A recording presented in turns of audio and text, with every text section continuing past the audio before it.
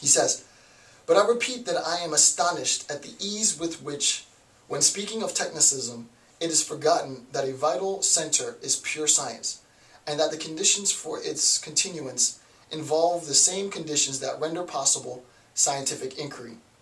It is seriously thought that as long as there are dollars, there will be science." Right?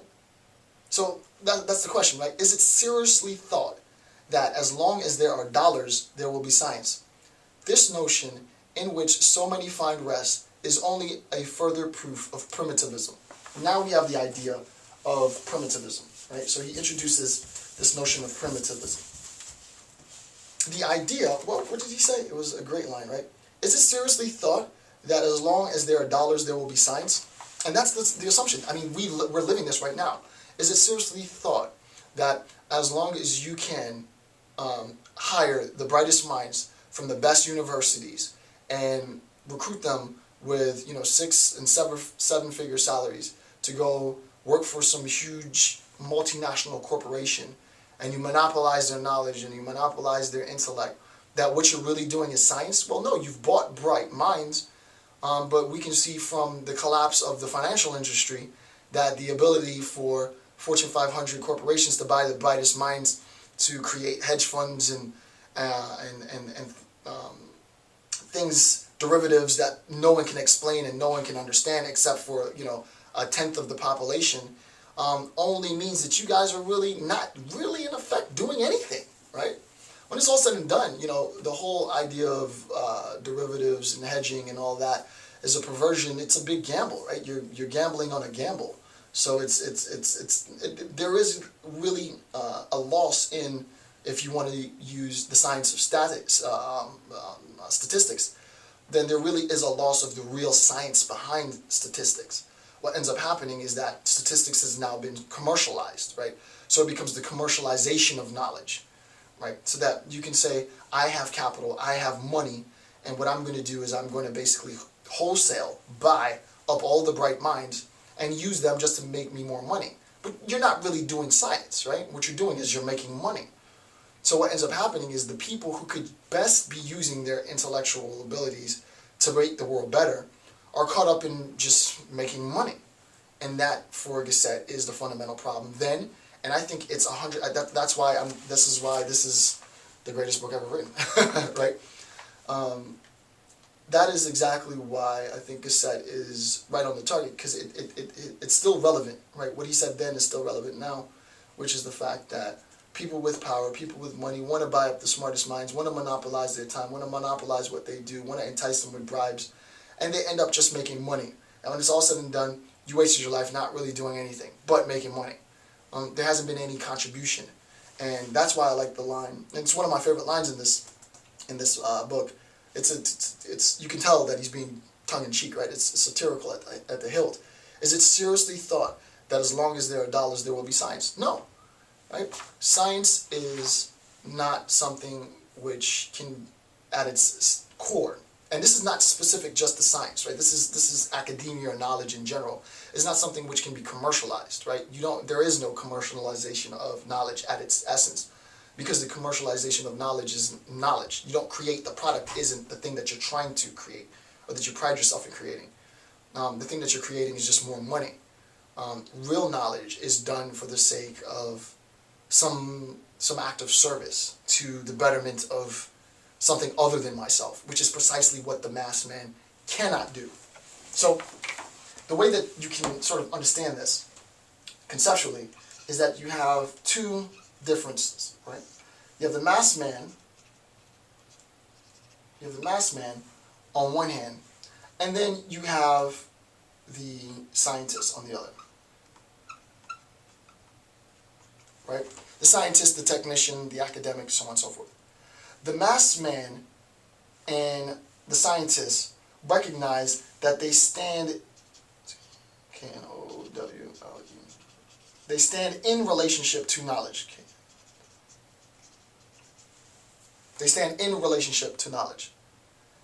And what the mass man does and what the scientist does is two different things, right? The scientist recognizes his relationship to knowledge as one of sort of a dynamic process, right? The mass man recognizes that there is a body of knowledge out there to be had. There's stuff that I don't know. And the scientist accesses this knowledge, and he's informed by this knowledge. And based on the rules and the regulations that govern how we interpret whatever it is that we're doing. So, for example, there are rules that govern the analysis of chemistry. There are rules that govern the analysis of physics. There are rules that govern the analysis of people, right? There are ethical rules. There are rules that govern the analysis of numbers. There are rules that govern the analysis of, and so on and so on and so on. So the mass man, in attempting to access knowledge, subordinates himself to rules. My access to knowledge is only done via the subordination of myself to these rules, right? I can't change the rules of physics, right? There are rules, and I am structured by those rules. I, being a philosopher or technically an epistemologist, am governed by the rules of logic, right? Those are the paradigms, those are the rules that govern how I do what I do. I can't think myself beyond those rules. Those rules govern what I do.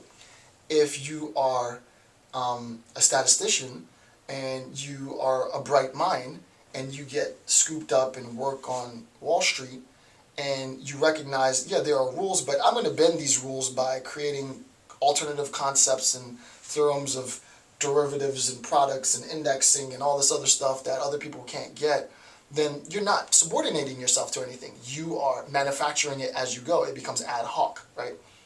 So the scientist subordinates himself to the rules of science, and insofar as he subordinates himself to the rules of science, you can think of knowledge as being a gift, right? He's given something.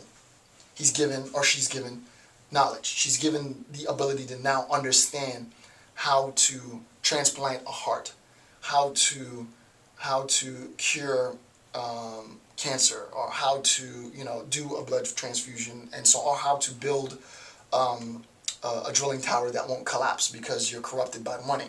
I'm just saying, but that's what you're given. So this is the relationship, right? I want knowledge, and I subordinate myself to the rules, and then knowledge knowledge is, if you were to personify it in its infinite blessings, gives me a bit of what it is that I want, which is knowledge.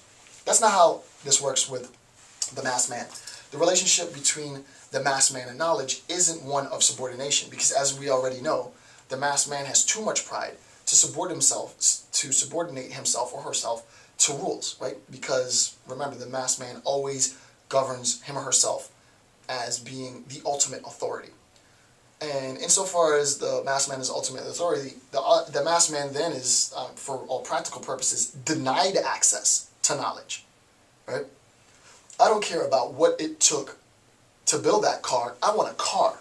And they're like, well, mass man, I mean, it's pretty difficult. I don't care how difficult it is. I'm going to start killing people until I get a car. And then people scurry to try and, get the mass man a car so that his appetites can be appeased and that they can live and save their lives, right? That's sort of like the dictatorial style. So the relationship between the master man and knowledge is that the master man has no access to knowledge. There's no arrow coming from or going to knowledge. The master man views himself, right? He internalizes his own thoughts, and we'll just put a big K right here, for knowledge. Because in the last video, we recognized that the master man has the idea of X, right? And that idea of X is that X is the totality of ideas, which is itself ridiculous. But the master man believes that he knows basically everything that there is to know. And the things that he doesn't really care about are sort of indifferent, right? Because I can go and just grab a car just like I would grab an apple off of the tree. So he doesn't access knowledge at all, and he posits knowledge into the world. If I could write that right. He posits knowledge into the world, and then subordinates everyone else to his particular brand of knowledge, right? And this is the classical case of what pseudoscience is, right?